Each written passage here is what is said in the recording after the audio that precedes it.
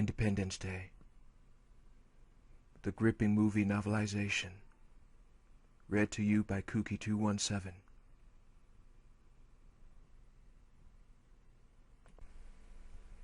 The Sea of Tranquility was an eerily still wasteland, a silent crater-shaped outdoor tomb of ashes and stone. 2 sets of footprints were etched into the powdery gray soil surrounding the landing site, each one as freshly cut as the day it was made. On the horizon, a curved sliver of the bright earth was rising into the sky, the vivid blue of its oceans a stark contrast to the colorless valley.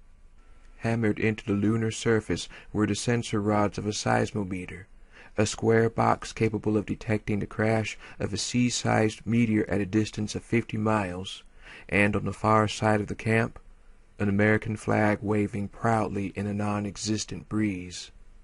The entire site was littered with debris, scientific experiments, and the cartons which had carried them, the unused plastic bags used to gather soil samples, and a handful of commemorative trinkets. This equipment, carelessly scattered around an area the size of a baseball infield, had been imported by the astronauts of Apollo 11, the first 2 humans to set foot on the moon.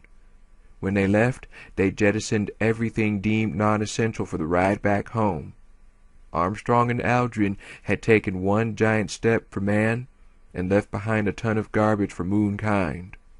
Their decades-old footprints marched 15 paces out toward the horizon in every direction before turning back to the center of the camp.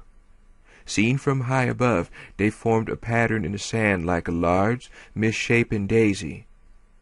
At the eye of this flower stood the gleaming lunar landing platform, a 4-footed framework of tubes and gold foil which looked like a jungle gym on a hastily abandoned campground. Marooned deep in a sea of silence, the spot had the creepy aspect of a long-ago picnic which had come to an abrupt and terrifying end, as if there had been no time for the visitors to pack up their belongings. Only enough time to turn and run for safety. Nothing.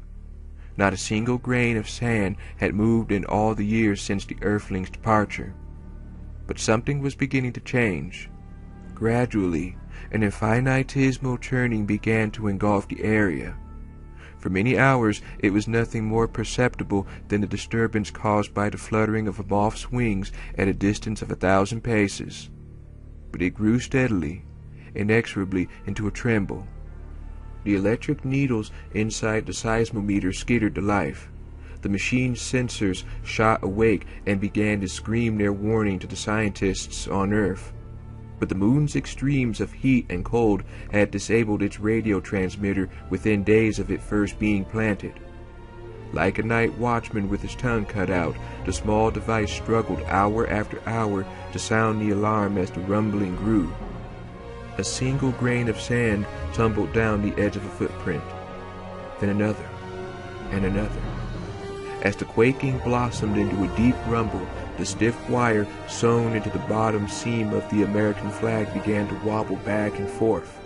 The footprints began to shake apart and disintegrate into vibrating sand. Then a vast shadow moved across the sky. It passed directly overhead, eclipsing the sun and plunging the entire crater into an unnatural darkness. The moonquake intensified as the thing moved closer. Whatever it was much too large to have been sent from Earth.